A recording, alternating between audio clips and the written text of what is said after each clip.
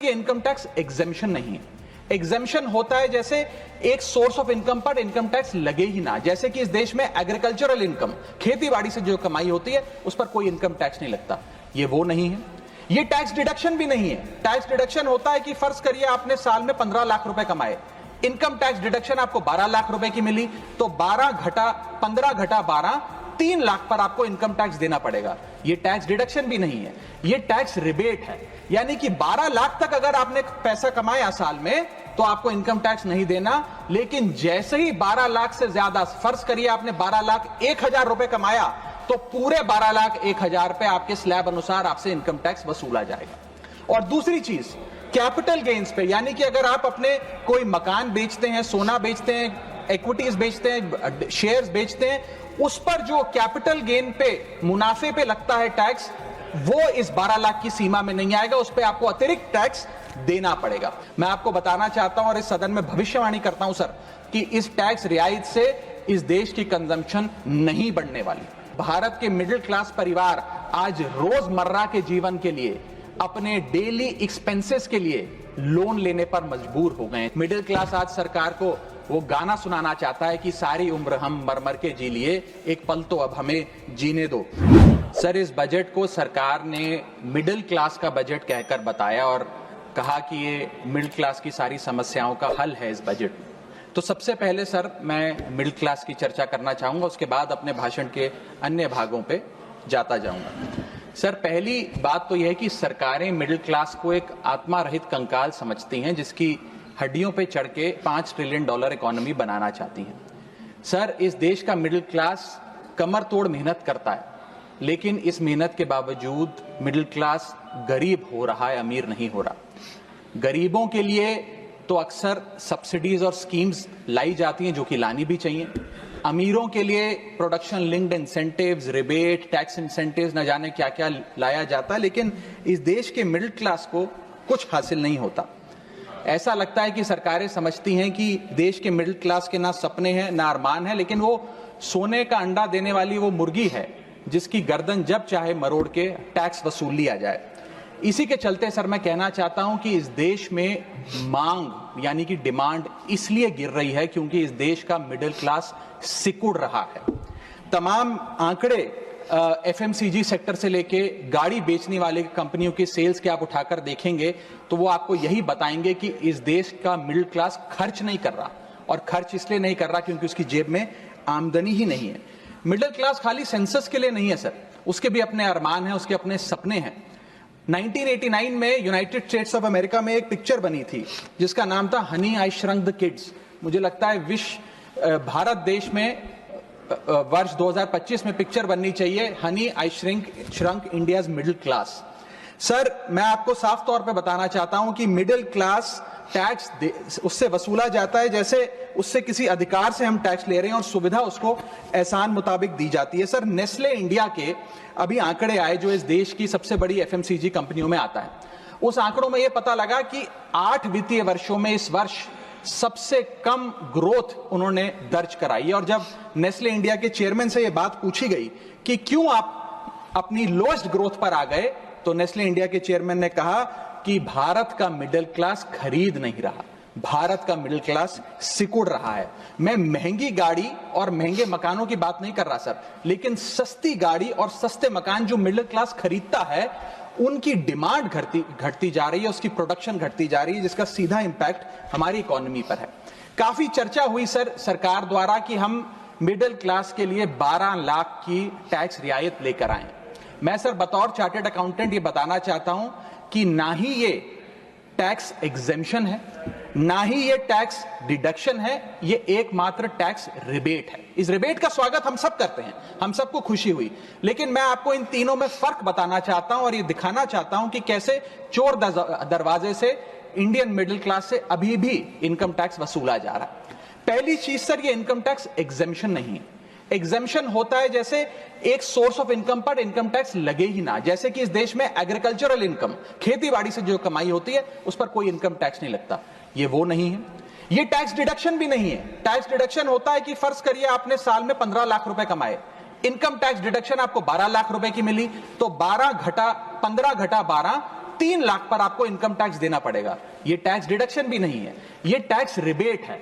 यानी कि 12 लाख तक अगर आपने पैसा कमाया साल में तो आपको इनकम टैक्स नहीं देना, लेकिन जैसे ही 12 लाख से ज्यादा, फर्ज करिए आपने 12 लाख 1,000 रुपए कमाया, तो पूरे 12 लाख 1,000 पे आपके स्लैब अनुसार आपसे इनकम टैक्स वसूला जाएगा। और दूसरी चीज, कैपिटल गेन्स पे, यानी कि अगर आप अपने कोई मकान बेचते हैं, सोना बेचते हैं, इक्विटीज बेचते हैं, शेयर्स बेचते हैं, उस पर जो कैपिटल गेन पे, मुनाफे पे लगता है टैक्स, वो इस 12 लाख की सीमा में नहीं आएगा, उस पे आपको अतिरिक्त टैक्स देना पड़ेगा। सर, लेकिन इस 12 लाख की रियायत से कितने लोगों को भारत देश में फायदा हुआ, यह भी समझने की आवश्यकता है। हम 140 करोड़ की आबादी वाले देश में रहते हैं, जिसमें मात्र 8 करोड़ लोग इनकम टैक्स की रिटर्न भरते हैं, और इन 8 करोड़ लोगों में से मात्र 3 करोड़ लोग इनकम टैक्स भी भरते हैं। यानी कि 8 करोड़ लोग इनकम टैक्स की रिटर्न भरते हैं, 5 करोड़ लोग जीरो इनकम दिखा के अपनी इनकम टैक्स की रिटर्न भरते हैं, जीरो टैक्सेबल इनकम, और उनसे कोई इनकम टैक्स नहीं वसूलती। लेकिन जो बाकी 3 करोड़ बचे, मात्र वो ही इनकम टैक्स भरते हैं। तो किन लोगों का फायदा हो रहा है, यह भी समझने की आवश्यकता है। और इसका मुकाबला आप करिए सर, सीएमआई का डेटा बताता है कि इस देश में कंजम्पशन के आधार पे 43 करोड़ इंडियन, 43 करोड़ भारतीय भारत की मिडिल क्लास में आते हैं। 43 करोड़ में से मात्र 2 से 3 करोड़ लोगों को ही इसका फायदा होने जा रहा है। उसका हम स्वागत करते हैं, लेकिन बाकियों के लिए क्या? वित्त मंत्री जी ने यह फैसला जब सुनाया तो कहा कि इससे भारत की कंजम्पशन बढ़ेगी, खपत बढ़ेगी, और इकोनॉमी का चक्का, इकोनॉमी का पहिया चलने लग जाएगा। मैं आपको बताना चाहता हूं और इस सदन में भविष्यवाणी करता हूं सर, कि इस टैक्स रियायत से इस देश की कंजम्पशन नहीं बढ़ने वाली। अगर आप वास्तव में इस देश की खपत यानी कि कंजम्पशन बढ़ाना चाहते हैं, तो आपको इनकम टैक्स के साथ साथ जीएसटी नाम का टैक्स कम करना पड़ेगा, क्योंकि जीएसटी वो टैक्स है जो इस देश का अमीर से अमीर आदमी और गरीब से गरीब आदमी भी देता है। जब गरीब आदमी अपने घर में चूल्हा जलाने के लिए माचिस खरीदता है तो उस पर भी जीएसटी देता है, और अमीर आदमी जब सफर करने के लिए मर्सिडीज और बीएमडब्ल्यू खरीदता है उस पर भी जीएसटी देता है। जीएसटी वो लोग भी देते हैं जो इनकम टैक्स नहीं भरते, जीएसटी वो लोग भी देते हैं जिनको सरकार, उन 80 करोड़ भारतीयों को जिनको फ्री राशन देती है, जीएसटी उनसे भी वसूला जाता है। तो सही मायने में अगर आप भारत में खपत यानी कि कंजम्पशन को बढ़ाना चाहते हैं, इकोनॉमी रिवाइव करना चाहते हैं, तो आपको जीएसटी कम करना पड़ेगा और जीएसटी स्ट्रीमलाइन करना पड़ेगा। सर, मिडिल क्लास इस देश का सबसे देशभक्त क्लास है, जो सबसे ज्यादा टैक्स देता है। और सर, जब नौकरी से लौटता हुआ साधारण पैंट शर्ट पहने मिडिल क्लास का आदमी मेट्रो की लाइन में खड़ा होता है, तो उसे यह चिंता नहीं होती कि घर जाकर कौन सी पिक्चर देखूंगा या कौन सा पकवान खाऊंगा। उसे यह चिंता होती है कि मैं अगले हफ्ते अपने बच्चों की फीस कैसे भरूंगा, बाबूजी का ऑपरेशन कैसे कराऊंगा, या बड़े साल नौकरी कर ली, अब एक स्कूटी खरीद लेता हूं, लेकिन जब बाजार जाता है तो पता लगता है वो स्कूटी जो 4 लाख की, जो 40,000 की मिलती थी, वो अब 1 लाख रुपए की मिलने लगी, या वो ऑल्टो गाड़ी जो 3-3.5 लाख की मिलती थी अब 10 लाख रुपए की मिलने लगी। ये सच्चाई है सर, और इसलिए है क्योंकि सर सैलरी बढ़ती नहीं, बचत होती नहीं, सिर्फ और सिर्फ महंगाई बढ़ती है।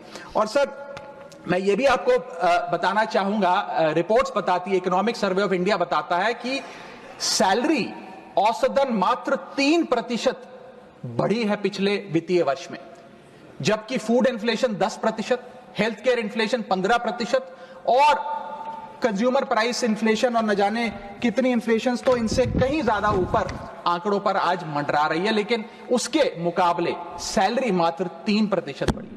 सर, देश का मिडिल क्लास एक बहुत बड़े डेट ट्रैप में भी फंसने जा रहा है।